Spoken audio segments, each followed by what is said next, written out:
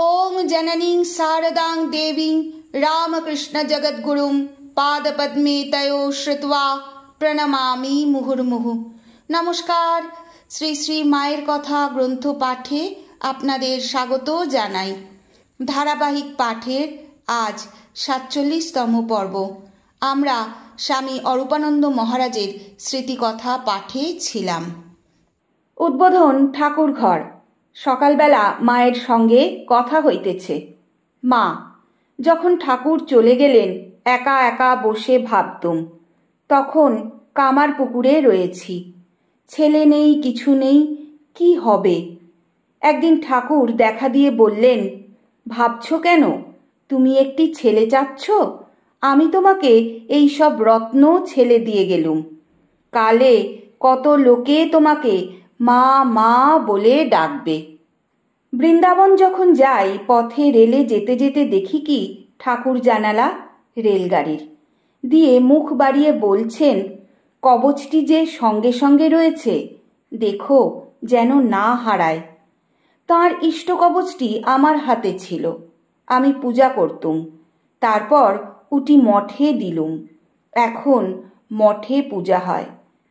আমি ও কবচটি এবার ঠাকুরের তিথি পূজার দিন হারিয়েছিল। ফুল বেলপাতার সঙ্গে গঙ্গায় ফেলে দেয়, কারো খেয়াল ছিল না। ভাটায় গঙ্গার জল কমে গেলে রামবাবুর ছেলে ঋষি ওখানে খেলতে খেলতে গিয়ে ওটি পেয়ে কুড়িয়ে নিয়ে আসে। মা, তার ইষ্ট কবচ সাবধানে রাখতে হয়। বেলুর মঠের কথা উঠিল। মা, আমি কিন্তু বরাবরই দেখতুম ঠাকুর যেন গঙ্গার ওপার ওই জায়গাটিতে, যেখানে এখন মঠ, কলাবাগান টাগান, তার মধ্যে ঘর, সেখানে বাস করছেন। তখন মঠ হয় নাই। মঠের নতুন জমি কেনা হলে পর নরেন একদিন আমাকে নিয়ে জমির চতুর্সীমা ঘুরে ঘুরে দেখালে। বললে, মা, তুমি আপনার জায়গায় আপন মনে হাঁপ ছেড়ে বেড়াও। বোধগয়ায় মঠ, তাদের অত সব জিনিসপত্র, কোনো অর্থের অভাব নেই, কষ্ট নেই। দেখে কাঁদতুম আর ঠাকুরকে বলতুম, ঠাকুর, আমার ছেলেরা থাকতে পায় না, খেতে পায় না, দুয়ারে দুয়ারে ঘুরে ঘুরে বেড়াচ্ছে। তাদের যদি অমন একটি থাকবার জায়গা হতো। তা ঠাকুরের ইচ্ছায় মঠটি হলো। একদিন নরেন এসে বললে, মা, এই 108 বিল্বপত্র ঠাকুরকে আহুতি দিয়ে এলুম, যাতে মঠের জমি হয়। তা কর্ম কখনো বিফলে যাবে না, ও হবেই একদিন। রাত্রে খাইবার পর উপরে পান আনিতে গিয়া শুনি মা বলিতেছেন, নরেন বলছিল, মা, আমার আজকাল সব উড়ে যাচ্ছে, সব দেখছি উড়ে যায়। আমি বললুম, হাসিয়া বলিতেছেন, দেখো দেখো, আমাকে কিন্তু উড়িয়ে দিও না। নরেন বললে, মা, তোমাকে উড়িয়ে দিলে থাকি কোথায়? যে জ্ঞানে গুরুপাদপদ্ম উড়িয়ে দেয় সে তো অজ্ঞান। গুরুপাদপদ্ম উড়িয়ে দিলে জ্ঞান দাঁড়ায় কোথায়? ইহা বলিয়াই আবার বলিতেছেন, জ্ঞান হলে ঈশ্বর টিশ্বর সব উড়ে যায়। মা মা শেষে দেখে মা আমার জগৎ জুড়ে, সব এক হয়ে দাঁড়ায়। এই তো সোজা কথাটা। উদ্বোধন ঠাকুর ঘর। মা পূজার জন্য ফুল বেলপাতা বাছিতেছিলেন। তার একখানি ফটো নতুন ছাপা হইয়া আসিয়াছে, তাহাই মাকে দেখাইতেছিলাম। জিজ্ঞাসা করিলাম, মা, এ ফটো কি ঠিক? মা, হ্যাঁ, এটি ঠিক, তবে পূর্বে আরও মোটা ছিলুম। যখন ছবি উঠায় তখন যোগানন্দ স্বামীর খুব অসুখ। তার জন্য ভেবে ভেবে শরীর শুকিয়ে গেছিল। মন ভালো নয়, যোগিনের অসুখ বাড়ছে তো কাঁদছি, আবার যোগিন ভালো থাকছে তো ভালো থাকছি। সারা মেম সারা বুল এসে এইটি উঠালে, আমি কিছুতেই দেব না। সে অনেক করে বললে, মা, আমি আমেরিকায় নিয়ে গিয়ে পূজা করব, তাই শেষে এই ছবি উঠায়। আমি, মা, তোমার কাছে এই যে ঠাকুরের ফটো রয়েছে, এখানেই বেশ, দেখলে বোঝা যায়। আচ্ছা, এখানে কি ঠিক? মা, এটি খুব ঠিক ঠিক। ওখানি এক ব্রাহ্মণের ছিল, প্রথম কখানি যেমন উঠানো হয়, একখানি সে ব্রাহ্মণটি নিয়েছিল। আগে এখানি খুব কালো ছিল, ঠিক যেন কালী মূর্তিটি, তাই ওই ব্রাহ্মণকে দিয়েছিল। সে ব্রাহ্মণ দক্ষিণেশ্বর থেকে কোথায় যাবার সময় ওখানি আমার কাছে রেখে যায়। আমি ওখানি অন্যান্য ঠাকুর দেবতার ছবির সঙ্গে রেখে দিয়েছিলুম, পূজা করতুম, নহবতের নিচের ঘরে থাকতুম। একদিন ঠাকুর গিয়েছেন, ছবি দেখে বলছেন, ওগো তোমাদের আবার এসব কি? আমরা বোধহয় মা ও লক্ষ্মী দিদি ওপাশে সিঁড়ির নিচে রাঁধছি। তারপর দেখলুম বিল্লপত্র আর কি যা পূজার জন্য ছিল একবার না দুবার ওই ছবিতে দিলেন, পূজা করলেন। সেই ছবি এই। সে ব্রাহ্মণ আর ফিরে এলো না, এখানি আমারই রইল। আমি, মা, ঠাকুরের সমাধি অবস্থায় ঠাকুরের মুখ কখনো ম্লান দেখেছ কি? মা, কই, আমি তো কখনো দেখিনি। সমাধির অবস্থায় মুখে হাসিই দেখেছি। আমি, ভাব সমাধিতে মুখে হাসি থাকতে পারে, কিন্তু বসা ছবির সম্বন্ধে ঠাকুরও বলেছেন এ অতি উচ্চ অবস্থার ছবি, এতেও কি হাসি থাকে? মা, আমি তো সব সমাধির অবস্থায় হাসি মুখ দেখেছি। আমি, রং কিরকম ছিল? মা, তাঁর গায়ের রং যেন হরিতালের মতো ছিল। সোনার ইষ্ট কবচের সঙ্গে গায়ের রং মিশে যেত। যখন তেল মাখিয়ে দিতুম দেখতুম সব গা থেকে যেন জ্যোতি বেরুচ্ছে। কালীবাড়িতে দক্ষিণেশ্বরের একজনদের জামাই এসেছিল, খুব গৌর বর্ণ।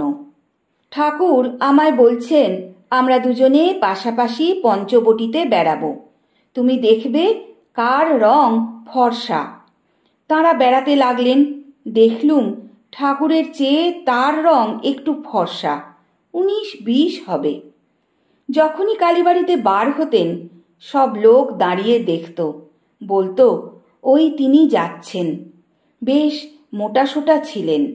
মথুরবাবু একখানা বড় পিঁড়ে দিয়েছিলেন, বেশ বড় পিঁড়ে। যখন খেতে বসতেন তখন তাতেও বসতে কুলাতো না। ছোট তেল ধুতিটি পরে যখন থসথস করে গঙ্গায় নাইতে যেতেন লোকে অবাক হয়ে দেখত। কামারপুকুরে যখন যেতেন ঘরের বার হলেই মেয়ে মদ্য হাঁ করে চেয়ে থাকত। একদিন ভূতির খালের দিকে বেরিয়েছেন, চারিদিকে মেয়েগুলো যারা জল আনতে গেছে হাঁ করে দেখছে আর বলছে ওই ঠাকুর যাচ্ছেন।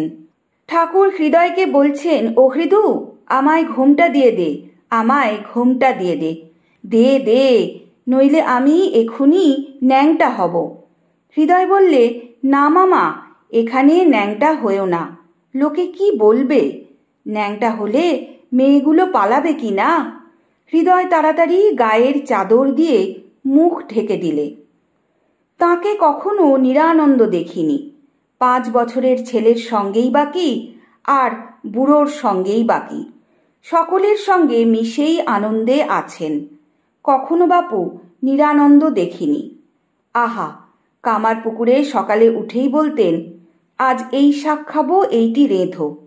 শুনতে পেয়ে আমরা, মা ও লক্ষ্মী দিদির মা, সব জোগাড় করে রাঁধতুম।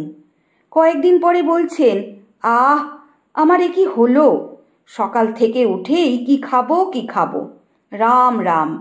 আমাকে বলছেন, আর আমার কিছু খাবার স্বাদ নেই, তোমরা যা রাঁধো, যা দেবে তাই খাবো।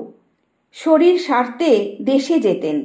দক্ষিণেশ্বরে থাকতে খুব পেটের অসুখে ভুগতেন কিনা, বলতেন, রাম রাম, পেটটা কেবল মলেই ভর্তি, কেবল মলই বেরুচ্ছে।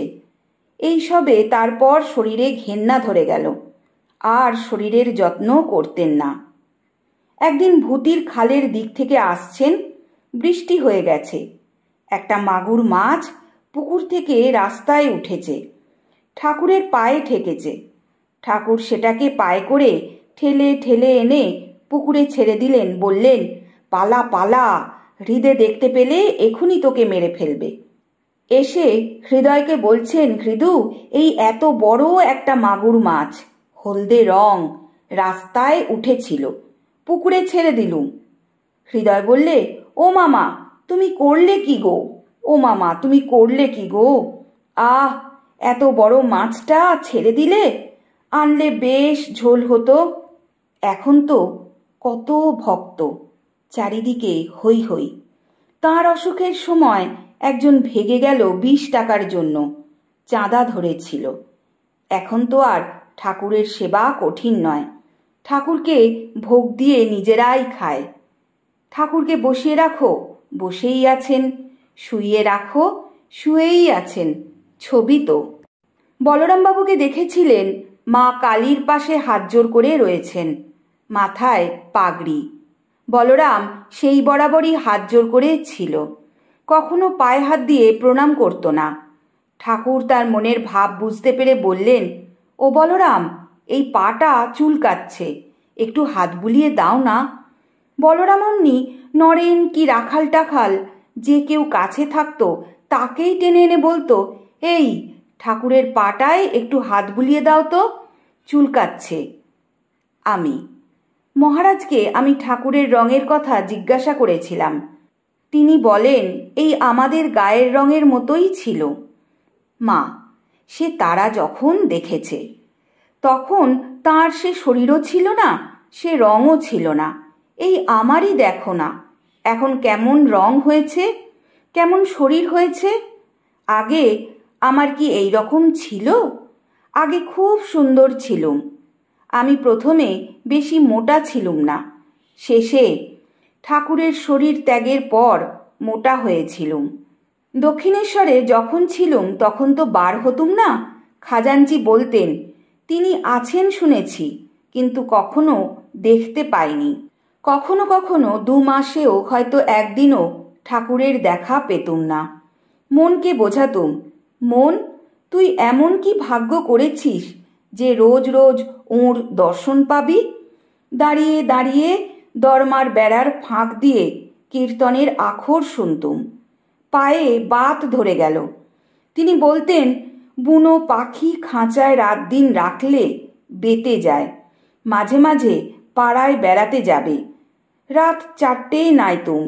দিনের বেলায় বৈকালে সিঁড়িতে একটু রোদ পড়ত, তাইতে চুল শুকাতুম। তখন মাথায় অনেক চুল ছিল।